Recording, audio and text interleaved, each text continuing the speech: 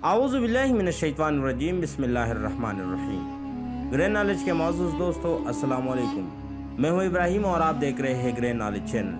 ناظرین کرام، 100 عظیم مسلمان فاتحین میں سے فاتح نمبر 10 حضرت عبد الرحمن بن عوف رضی اللہ تعالیٰ عنہ کے بارے میں آج بات کریں گے۔ حضرت عبد الرحمن بن عوف رضی اللہ تعالیٰ عنہ حضرت محمد صلی اللہ علیہ وسلم کے صحابی تھے۔ ان کا لقب تاج الرحمن تھا۔ آپ عشرہ مبشرہ میں بھی شامل ہے۔ آپ رضی اللہ تعالیٰ عنہ کی پیدائش سن 580 صدی عیسوی میں مکہ میں ہوئی۔ آپ رضی اللہ تعالیٰ عنہ کا نام زمانہ جاہلیت میں عبد الکعبہ تھا۔ وہ ان 5 خوش نصیبوں میں سے تھے جنہوں نے ابتدائی میں سیدنا حضرت ابو بکر صدیق رضی اللہ تعالیٰ عنہ کی دعوت پر اسلام قبول کیا تھا۔ ان کے علاوہ اس وقت تک سیدنا عثمان بن عفان، زبیر بن عوام، طلحہ بن عبداللہ اور سعد بن ابی وقاص رضی اللہ تعالیٰ عنہ مسلمان ہوئے تھے۔ اسلام قبول کرنے والے اولین 8 عظیم ہستیوں میں سے حضرت عبد الرحمن بن عوف رضی اللہ تعالیٰ عنہ بھی شامل ہیں۔ آپ رضی اللہ تعالیٰ عنہ ان 10 خوش قسمت افراد میں سے شامل ہیں جنہیں ان کی زندگی میں جنت کی بشارت دے دی گئی تھی۔ آپ رضی اللہ تعالیٰ عنہ ان 6 اصحاب شورا میں سے تھے جنہیں حضرت عمر فاروق رضی اللہ تعالیٰ عنہ کے بعد خلیفہ انتخاب کرنے کے لیے مقرر کیا گیا تھا، اور آپ ان محسوس علماء میں شمار کیے جاتے ہیں جنہیں رسول اللہ صلی اللہ علیہ وسلم کی موجودگی میں فتویٰ دینے کا مجاز قرار دیا گیا۔ زمانہ جاہلیت میں آپ رضی اللہ تعالیٰ عنہ کا نام عبد عمرو تھا۔ قبول اسلام کے بعد رسول اکرم صلی اللہ علیہ وسلم نے آپ کا نام بدل کر عبد الرحمن رکھ دیا۔ آپ رضی اللہ تعالیٰ عنہ دراز قد، سرخ و سفید رنگ، خوبصورت چہرہ، مضبوط اور پرتیلا جسم، کنگریلے بال، تجربہ کار، دولت مند اور فیاض تاجر تھے۔ صدق و صفا و جود و سخا کے سوغر غیر و اہمیت سے مالا مال اور خودداری کا بہترین نمونہ تھے۔ رسول اللہ صلی اللہ علیہ وسلم نے دون تندلجہ کے لیے امیر لشکر نامزد کرتے ہوئے اپنے مبارک ہاتھ سے عمامہ باندھا۔ 30 سال کی عمر میں آپ رضی اللہ تعالیٰ عنہ حضرت ابو بکر صدیق رضی اللہ تعالیٰ عنہ کی دعوت پر لبیک کہتے ہوئے دائرہ اسلام میں داخل ہوئے۔ حبشہ اور پھر مدینہ منورہ کی ہجرت کا شرف بھی آپ رضی اللہ تعالیٰ عنہ کو حاصل ہے۔ حضرت عبد الرحمن بن عوف رضی اللہ تعالیٰ عنہ نبی اکرم صلی اللہ علیہ وسلم کے دارالارقم میں داخل ہونے سے قبل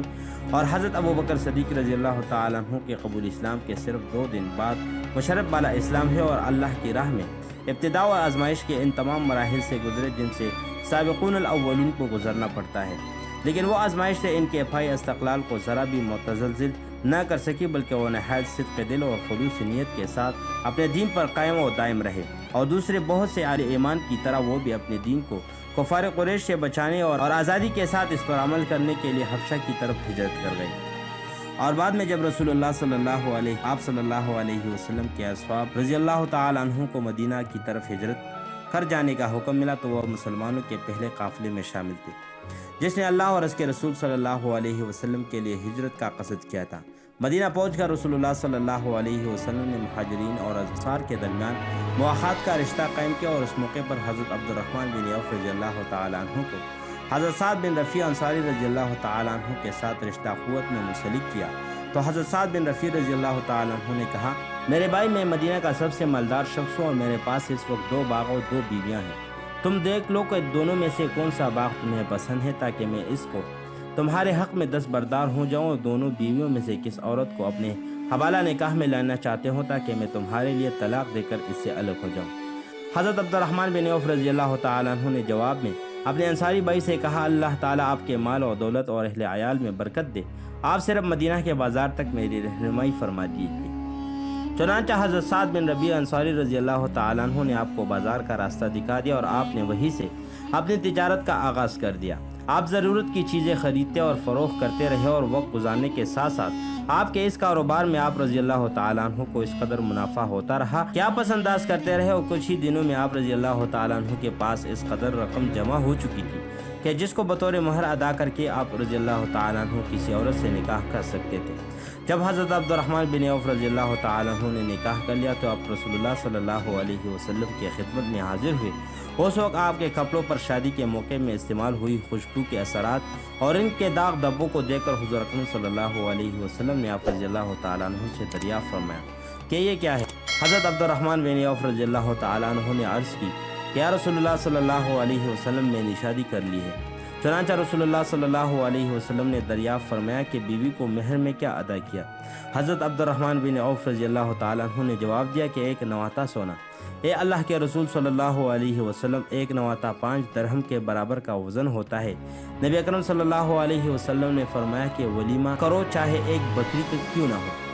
اللہ تعالیٰ تمہارے مال میں برکت دے۔ چنانچہ حضرت عبد الرحمن بن عوف رضی اللہ تعالیٰ عنہ فرماتے ہیں کہ اس کے بعد دنیا اپنی پوری برکات و فوائد کے ساتھ اس طرح میری طرف متوجہ ہوئی اور میری تجارتی کامیابیوں کا حال یہ ہو گیا کہ اگر میں کسی کا پتھر کو اٹھاتا مجھے اس بات کی توقع ہوتی کہ اس کے نیچے مجھے سونے یا چاندنی کا کوئی ٹکڑا ملے گا۔ غزوہ بدر کے موقع پر حضرت عبد الرحمن بن عوف رضی اللہ تعالیٰ عنہ نے جہاد فی سبیل اللہ کا پورا حق ادا کیا۔ آپ رضی اللہ تعالیٰ عنہ نے اللہ کے دشمن عمیر بن عثمان کعبی کو اس کے کفر کے کردار تک پہنچایا، اور غزوہ احد کے موقع پر جب سب لوگوں کے پاؤں اکڑ گئے تھے اور انہوں نے راہ فرار اختیار کر لی تھی تو حضرت عبد الرحمن رضی اللہ تعالیٰ عنہ کے پاؤں استقلال میں کوئی خمبش تک پیدا نہیں ہوئی۔ وہ پوری ثابت قدمی کے ساتھ میدان کارزار میں ڈٹے رہے، اور جب مارکہ جنگ میں سرخرو اور کامیاب و کامران واپس لوٹے تو آپ رضی اللہ تعالیٰ عنہ کے جسم پر 20 سے زائد زخم تھے، جن میں سے بعض اس قدر گہرے تھے کہ ان میں آدمی کا ہاتھ تک چلا جاتا۔ لیکن دیکھا جائے تو آپ رضی اللہ تعالیٰ عنہ کا جہاد بالنفس آپ کے جہاد بالمال کے سامنے ہیچ نظر آتا ہے۔ اس موقع پر رسول اللہ صلی اللہ علیہ وسلم ایک فوجی دستہ تیار کرنا چاہتے تھے، اور اس کے لیے آپ رضی اللہ تعالیٰ عنہ صحابہ کرام رضی اللہ تعالیٰ عنہ سے مال تعاون کی اپیل کرتے ہوئے نظر آئے۔ ترجمہ: میں ایک فوجی دستہ بھیجتا ہوں، تم لوگ اس کے لیے مال کا تعاون پیش کرو۔ رسول اللہ صلی اللہ علیہ وسلم کا یہ ارشاد سن کر حضرت عبد الرحمن بن عوف رضی اللہ تعالیٰ عنہ فی الفور اپنے گھر چلے گئے اور نہایت سرعت سے واپس آ کر حضور اکرم صلی اللہ علیہ وسلم سے عرض کی کہ یا رسول اللہ صلی اللہ علیہ وسلم، میرے پاس 4000 کی رقم ہے، میں اس میں سے 2000 اپنے رب کو قرض دے رہا ہوں اور باقی 2000 میں اپنے اہل و عیال کے لیے چھوڑ دیا ہے۔ یہ سن کر رسول اللہ صلی اللہ علیہ وسلم نے فرمایا کہ جو کچھ تم نے دیا ہے اللہ تعالیٰ اس میں سے برکت دے، اور جو کچھ تم نے اپنے بچوں کے لیے چھوڑا ہے اس میں بھی اللہ تعالیٰ تم کو برکت سے نوازے۔ اور جب رسول اللہ صلی اللہ علیہ وسلم نے غزوہ تبوک کا قصد فرمایا جو آپ رضی اللہ تعالیٰ عنہ کی زندگی کی آخری غزوہ تھا، تو اس وقت جس طرح افرادی قوت کی ضرورت تھی، مالی وسائل کی احتیاط اسی طرح کم تھی، کیونکہ ایک طرف تو رومی فوج کی تعداد بہت زیادہ تھی اور وہ ہر قسم کے جنگی ساز و سامان سے لیس تھے، اور دوسری طرف مدینہ میں قحط کا زمانہ تھا، مسافت طویل تھے اور سامان سفر قلیل تھا، خصوصاً سواریوں کی تو ایسی قلت تھی کہ بہت سے مسلمان جو غزوہ تبوک میں شریک ہونا چاہتے تھے مگر ان کے پاس سواریاں نہیں تھی۔ جب رسول اللہ صلی اللہ علیہ وسلم کی خدمت میں حاضر ہو کر نہایت پرسوزہ الفاظ میں بڑی حسرت کے ساتھ سواریوں کی درخواست کی تو آپ صلی اللہ علیہ وسلم سے عرض کی کہ ہمیں اپنے ساتھ لے لے، اور آپ صلی اللہ علیہ وسلم نے ان کو صرف اس وجہ سے واپس کیا کہ آپ صلی اللہ علیہ وسلم کے پاس زیادہ سواریاں نہیں تھیں، جو ان کو دیتے تو وہ مجبور ہو کر واپس چلے گئے، اور حال یہ تھا کہ ان کے آنکھوں سے آنسو جاری تھے اور انہیں اس بات کا بڑا رنج تھا کہ وہ اپنے حد پر شریک جہاد ہونے کی قدرت نہیں رکھتے۔ ان لوگوں کا نام بقائین اور اس لشکر کا نام جیش العسرہ پڑ گیا۔ رسول اللہ صلی اللہ علیہ وسلم نے اس موقع پر صحابہ کرام رضی اللہ تعالیٰ عنہ کو حکم دیا کہ وہ اللہ تعالیٰ سے اجر و ثواب پانے کی نیت سے اس کی راہ میں مال خرچ کریں۔ مسلمان نبی کریم صلی اللہ علیہ وسلم کی اس اپیل پر لبیک کہنے کے لیے تیزی سے لپکے، اور خود حضرت عبد الرحمن بن عوف رضی اللہ تعالیٰ عنہ ان معاون کی صف اول میں شامل تھے۔ آپ رضی اللہ تعالیٰ عنہ نے 200 اوقیہ، ایک اوقیہ 10.5 تولے کے برابر ہوتا ہے، خطیر رقم بارگاہ رسالت میں پیش کی۔ اس پر حضرت عمر فاروق رضی اللہ تعالیٰ عنہ نے کہا کہ میں سمجھتا ہوں کہ عبد الرحمن بن عوف رضی اللہ تعالیٰ عنہ ایسا کر کے ایک گناہ کی مرتکب ہو گئے ہیں، کیونکہ انہوں نے اپنے اہل عیال کی ضرورت کے لیے کچھ بھی نہیں چھوڑا۔ اور جب رسول اللہ صلی اللہ علیہ وسلم نے آپ رضی اللہ تعالیٰ عنہ سے دریافت کی اور فرمایا عبد الرحمن تم نے اپنے بچوں کے لیے کیا کچھ چھوڑا ہے، تو آپ رضی اللہ تعالیٰ عنہ نے عرض کی ہاں میں نے ان کے لیے جو کچھ چھوڑا ہے وہ اس سے کہیں زیادہ اور بہتر ہے جو میں نے خرچ کیا ہے۔ آپ صلی اللہ علیہ وسلم نے دوبارہ سوال کیا کہ کتنا، تو آپ رضی اللہ تعالیٰ عنہ نے جواب دیا کہ خیر اور اجر کا وہ وعدہ جو برحق جو اللہ تعالیٰ اور اس کے رسول صلی اللہ علیہ وسلم کا ہے۔ لشکری تبوک کی روانگی کے بعد قیام تبوک کے دوران اللہ عز و جل نے حضرت عبد الرحمن بن عوف رضی اللہ تعالیٰ عنہ کو ایک ایسی شرف سے نوازا جو تمام مسلمانوں میں سے صرف انہی کے لیے مخصوص تھا۔ ہوا یہ کہ نماز کا وقت ہو گیا تھا اور رسول اللہ صلی اللہ علیہ وسلم اس وقت موجود نہیں تھے۔ آخر حضرت عبد الرحمن بن عوف رضی اللہ تعالیٰ عنہ کی امامت میں نماز کھڑی ہو گئی اور ابھی پہلی ہی رکعت ختم نہیں ہوئی تھی کہ نبی پاک صلی اللہ علیہ وسلم تشریف لے آئے اور نمازیوں کے ساتھ شامل ہوئے اور حضرت عبد الرحمن بن عوف رضی اللہ تعالیٰ عنہ کی ابتدا میں نماز ادا فرمائی۔ کیا اسے بڑھ کر بھی کسی فضل و شرف کا تصور کیا جا سکتا ہے یا کوئی شخص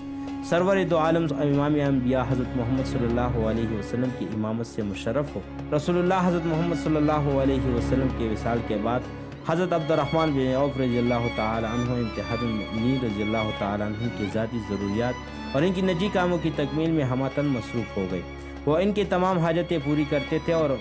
جب وہ لوگ سفر میں نکلتے تو ان کے ہمکراب ہوتے، اور جب وہ لوگ حج کے لیے جاتے تو ان کے ہمراہ ہوتے تھے۔ ان کے حجاؤں اور حجودوں میں قیمتی تیان کے پردوں کا انتظام فرماتے تھے، اور ان کی پسندیدہ جگہوں پر ان کے قیام کا بندوبست کیا کرتے تھے۔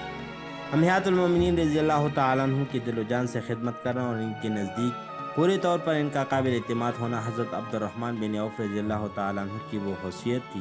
جس پر وہ جتنا بھی فخر کرے کم ہے۔ عامت المسلمین اور امہات المؤمنین رضی اللہ تعالیٰ عنہ کے ساتھ حضرت عبد الرحمن بن عوف رضی اللہ تعالیٰ عنہ کے حسن سلوک اور برے و احسان کا یہ حال تھا کہ ایک بار انہوں نے اپنے ایک زمین 40,000 دینار میں فروخت کی، اور وہ ساری رقم آپ نے بنو زہرا ضرورت مند مسلمان مہاجرین اور حضور پاک صلی اللہ علیہ وسلم کے ازواج مطہرات رضی اللہ تعالیٰ عنہ میں تقسیم کر دی۔ جب حضرت عائشہ رضی اللہ تعالیٰ عنہ کے حصے کی رقم ان کے پاس پہنچی تو انہوں نے دریافت کیا کہ یہ رقم کس نے بھیجی ہے۔ جب ان کو بتایا گیا کہ حضرت عبد الرحمن بن عوف رضی اللہ تعالیٰ عنہ نے بھیجی ہے تو انہوں نے کہا کہ رسول اللہ صلی اللہ علیہ وسلم نے فرمایا تھا کہ میرے پیچھے تم لوگوں کی نگہداشت نہیں کریں گے مگر صابرین۔ نبی اکرم صلی اللہ علیہ وسلم نے حضرت عبد الرحمن بن عوف رضی اللہ تعالیٰ عنہ کے لیے اللہ تعالیٰ سے خیر و برکت کی دعا فرمائی، یہاں تک کہ وہ اصحابہ رضی اللہ تعالیٰ عنہ میں سب سے زیادہ مالدار آدمی بن گئے۔ آپ کا تجارتی کاروبار مسلسل ترقی کرتا چلا گیا۔ آپ کے کاروبار کا دائرہ لگاتار وسعت اختیار کرتا رہا۔ آپ کی تجارتی قافلوں کی آمد و رفت کا سلسلہ ہمیشہ جاری رہتا تھا، جو دوسروں شہروں سے اہل مدینہ کے لیے کہیوں آٹا، کپڑے، برتن اور خشبو وغیرہ پر مشتمل اشیاء ضرورت لے کر مدینہ پہنچی تھے، اور وہاں کی پیداوار کا وہ فاضل حصہ دوسروں علاقوں میں لے جایا کرتی تھی جو ان کی ضرورت سے بچا رہتا تھا۔ ایک مرتبہ آپ کا تجارتی قافلہ جو 700 اونٹوں پر مشتمل تھا مدینہ پہنچا، پر خوراک کے ذخیرے، ضروریاتی زندگی سامان، وہ تمام چیزیں لدی ہوئی تھی جن کی ضرورت لوگوں کو اکثر پڑتی تھی۔ جیسے ہی وہ قافلہ مدینہ میں داخل ہوا تو پورے زمین پر دہل کر رکھی ہے، گلیاں گونج اٹھی اور ہر طرف چیخو پکار اور شور و غل سا سنائی دینے لگا۔ شور و غل سن کر حضرت عائشہ رضی اللہ تعالیٰ عنہ نے پوچھا کہ یہ کیسا ہنگامہ ہے۔ جب ان کو بتایا گیا کہ حضرت عبد الرحمن بن عوف رضی اللہ تعالیٰ عنہ کا 700 اونٹوں پر مشتمل ایک قافلہ گندم، آٹا اور سامان و خوراک لے کر پہنچا ہے تو انہوں نے فرمایا اللہ تعالیٰ ان کو دنیا میں جو کچھ دیا ہے ان میں برکت دے، یقیناً آخرت کا ثواب بہت بڑا ہے۔ میں نے نبی اکرم صلی اللہ علیہ وسلم کو یہ فرماتے ہوئے سنا ہے کہ عبد الرحمن بن عوف رضی اللہ تعالیٰ عنہ کے سیکھتے ہوئے جنت میں لے جائیں گے۔ ابھی اونٹ بیٹھنے بھی نہ پائے تھے کہ کسی نے اس سے قبل ہی ام المؤمنین حضرت عائشہ رضی اللہ تعالی عنہ کی زبان مبارک سے نکلتے ہوئے یہ الفاظ حضرت عبد الرحمن بن عوف رضی اللہ تعالی عنہ تک پہنچا دی اور ان کو جنت کی خوشخبری سنائی۔ یہ سنتے ہی آپ رضی اللہ تعالی عنہ اٹھ کر حضرت عائشہ رضی اللہ تعالی عنہ کے خدمت میں پہنچ گئے اور ان سے دریافت کی اماں کیا خود آپ نے نبی اکرم صلی اللہ علیہ وسلم کو یہ فرماتے ہوئے سنا تھا؟ تو انہوں نے فرمایا کہ ہاں۔ یہ سن کر آپ رضی اللہ تعالیٰ عنہ خوشی سے بے حال ہوئے اور حضرت عائشہ رضی اللہ تعالیٰ عنہ کو مخاطب کر کے بولے کہ اماں جان اگر ہو سکتا ہے تو میں کڑا ہو کر جنت میں داخل ہونے کی کوشش کروں گا۔ میں آپ کو اس بات پر گواہ بناتا ہوں کہ میں یہ پورا قافلہ اس کے اوپر لدے ہوئے سامان کھچاؤں اور ٹھاٹوں سمیت اللہ کی راہ میں دے رہا ہوں۔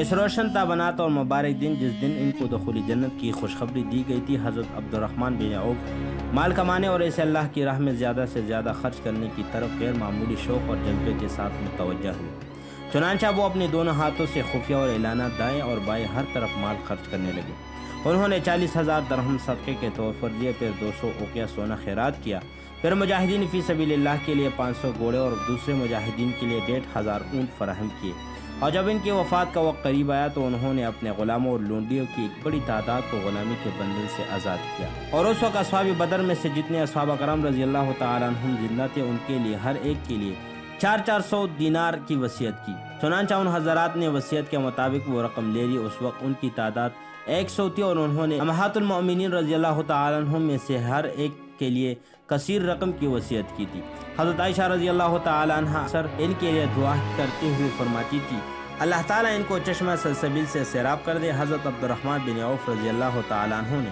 اپنے ورثے کے لیے اس قدر مال و دولت چھوڑا کہ اس کا شمار کرنا ہی بہت مشکل ہے۔ آپ رضی اللہ تعالیٰ عنہ نے 1,000 اونٹ، 100 گھوڑے اور 3,000 بکریاں چھوڑی وفات کے وقت آپ رضی اللہ تعالیٰ عنہ کی 4 بیویاں موجود تھیں اور ان میں سے ہر ایک کو کل ترکے کا 1 میں سے 32 حصہ ملا، جس کی مالیت 80,000۔ آپ رضی اللہ تعالیٰ عنہ نے سونے اور چاندی کے جو ڈھیر ترکے میں چھوڑے تھے انہیں وارثوں کے درمیان تقسیم کرنے کے لیے کلہاڑیوں سے کاٹنا پڑا، اور کاٹنے والوں کے ہاتھوں میں چھالے پڑ گئے تھے۔ یہ سب کچھ رسول اللہ صلی اللہ علیہ وسلم کے اس دعا کی وجہ سے تھا جو آپ صلی اللہ علیہ وسلم نے ان کی مال میں برکت کے لیے کی تھی، لیکن مال نہ تو کسی قسم مالی مفتلے میں اسے مبتلا کر سکا اور نہ اس کے رویے میں کسی تبدیلی کا سبب بن سکا، اور لوگ جب ان کو ان کے غلاموں کے درمیان دیکھتے تو ان کو نہ پہچانتے۔ ایک دن تو ان کے سامنے جب کھانا لایا گیا تو اس روز وہ سب روزے سے تھے، تو انہوں نے کھانے کو دیکھ کر بڑی حسرت سے کہا، جب ماصب بن عمیر رضی اللہ تعالیٰ عنہ شہید کیے گئے تھے اور مجھ سے وہ بہتر تھے، تو ان کو کفن دینے کے لیے ہم لوگوں کو صرف اتنا کپڑا میسر آ سکا کہ جب ان کا سر چھپایا جاتا تو ان کے پھاؤں کھل جاتے، اور جب پھاؤں کو چھپایا جاتا تو ان کا سر کھلا رہ جاتا۔ پھر اللہ تعالیٰ نے ہم لوگوں کو غیر معمولی خوشحالی اور فراخی سے نوازا۔ مجھے اس بات کا ڈر لگ رہا ہے کہ کہیں ہمارے اعمال کا بدلہ دنیا ہی میں نہ دیا ہو۔ یہ کہہ کر آپ زار و قطار رونے لگے اور کھانے سے ہاتھ کھینچ لیا۔ حضرت عبد الرحمن بن عوف رضی اللہ تعالیٰ عنہ کی پوری زندگی خیر و سعادت سے معمور اور نہایت قابل رشک تھی۔ حضرت عبد الرحمن بن عوف رضی اللہ تعالیٰ عنہ نے تجارت اور زراعت میں اپنی بے پناہ و غیر معمولی مصروفیات کے باوجود زندگی بھر جہاد بر میں حصہ لیا۔ غزوہ بدر میں حضرت عبد الرحمن بن عوف رضی اللہ تعالیٰ عنہ نے جوان مردی اور بہادری کا مظاہرہ کرتے ہوئے مقابلے میں آنے والے خطرناک دشمن عمین بن عثمان کعبی کا سر قلم کیا۔ غزوہ بدر میں پیش آنے والا ایک دلچسپ واقعہ بیان کرتے ہیں کہ میں اپنی جگہ کھڑا سوچ رہا تھا کہ میرے پاس یہ کے بعد دیگرے 2 انصار نوجوان آئے، دونوں آپس میں حقیقی بھائی تھے۔ ایک کا نام حضرت معاذ رضی اللہ تعالیٰ عنہ، دوسرے کا نام حضرت معیذ رضی اللہ تعالیٰ عنہ تھے۔ انہوں نے بڑی ہی معصومانہ انداز میں پوچھا، چچا جان ابو جہل کون ہیں اور اس وقت وہ کہاں ہیں؟ میں نے پوچھا، بیٹو تمہیں اس سے کیا کام ہے؟ وہ کہنے لگے، ہم نے سنا ہے کہ وہ ہمارے پیارے نبی حضرت محمد صلی اللہ علیہ وسلم کو گالیاں دیتا ہے۔ آج ہم یہ عزم لے کر میدان میں اترے ہیں کہ یا اسے واصل جہنم کریں گے یا خود جام شہادت نوش کریں گے۔ ابھی یہ باتیں ہو رہی تھی کہ ایک طرف سے ابو جہل گھوڑے پر سوار ہو کے گردن اڑاتے ہوئے آ رہا تھا۔ میں نے کہا، بچو یہ تمہارا شکار رہا۔ یہ سنتے ہی وہ برق رفتاری سے اس پر حملہ آور ہوئے اور چشم زدن سے اسے گھوڑے سے نیچے گرا لیا اور اس کا سر قلم کیا۔ یہ تھا جذبہ جہاد اور سرور کائنات حضرت محمد صلی اللہ علیہ وسلم سے بے پناہ محبت کا اقراض۔